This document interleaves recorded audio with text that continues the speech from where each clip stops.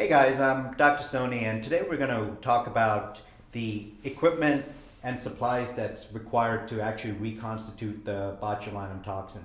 So whether you're injecting Xeomin, Botox, or Dysport, these supplies are universal to all three products. The first thing you need is a decapper. I prefer to use this because it really prevents blunting of the insulin needles, and it makes for a pain-free injection experience.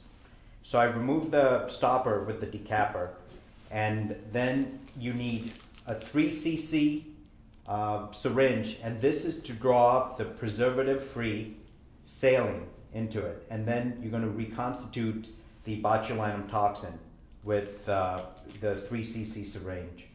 Last thing you need is insulin needle, and these come in 30 and 50 unit versions. The gauge of the needle itself is 31 gauge, so again it makes for a very pleasant experience. In the next video we're going to be discussing and showing you exactly how to reconstitute the botulinum toxin. So thank you very much. Today we're going to talk about reconstituting botulinum toxin. You have three different toxins, from Xeomin to Botox to Dysport. You can essentially reconstitute them all the same way with 2.5 cc's of normal saline. So for example, today I'm going to show you how to reconstitute this bottle of Xeomin with 2.5 cc's of normal saline. If you have Botox or Dysport, the technique is going to be the same. So the first thing I do is get the vial of Xeomin in this case, and I'm going to draw up 2.5 cc's of saline. So I have my 3 cc syringe over here, and I'm going to put on a needle. I use 18 gauge. Use a single vial, normal saline, preservative free, and draw 2.5 cc's of saline. Next, you take the syringe, and I also recommend that you maintain a little bit of control on the plunger, because the vacuum that's in the bottle is going to have a tendency to really draw in that fluid quickly, and there's a theoretical concern anyway that if the pressure of the fluid going in is too great, it can render the botulinum ineffective. So I'm going to put it in, and you're just going to control the plunger, but it will just start pulling in the plunger.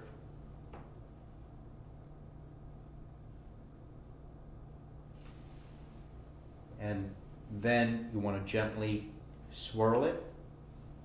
Sometimes I'll gently invert it if there's any powder, especially with the Dysport and Xeomin, to get any residual powder that may be sitting near the cap. And here we have it reconstituted. Now you're ready to inject at this point. There are a couple of different ways to do this. You can either take the insulin syringes and put them into the rubber stopper and draw it up that way.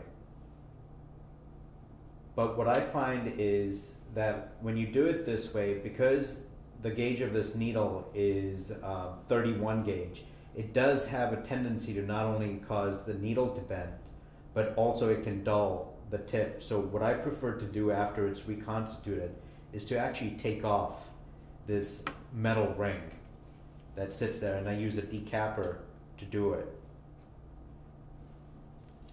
And so now you just have the rubber stopper in place, and you can remove it gently. There may be a little bit of vacuum there, so you may still hear a little escape of air. And now I put the insulin syringe directly into the vial, and I can draw it up that way. And you want to be careful not to hit the tip of that needle against the glass wall, because that will also cause it to bend. But the mouth of the bottle is wide enough on both the Botox bottles and the Xeomin bottles to facilitate this. And then once you're done using the product, you want to replace the cap, and immediately after you want to refrigerate it. Xeomin does not have to be refrigerated before you reconstitute it, but once all of these products are reconstituted, they do need to be refrigerated. And Botox and Dysport should be refrigerated beforehand. So hopefully this simplifies things in the reconstitution. And again, to reiterate, whether you have Botox, whether you have Dysport, or whether you have Xeomin, you can reconstitute them all the same way.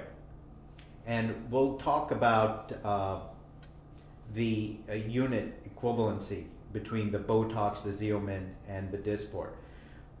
Botox and Xeomin are 1-to-1, meaning a bottle of Botox has 100 units, a bottle of Xeomin has 100 units, so you inject them exactly the same. A bottle of Dysport has 300 units, and the equivalency is roughly 2.5 to 3 units of Dysport equals 1 unit of Botox. But for the sake of simplifying the entire process, when you do inject Dysport, treat it exactly like it's a bottle of Botox or Xeomin.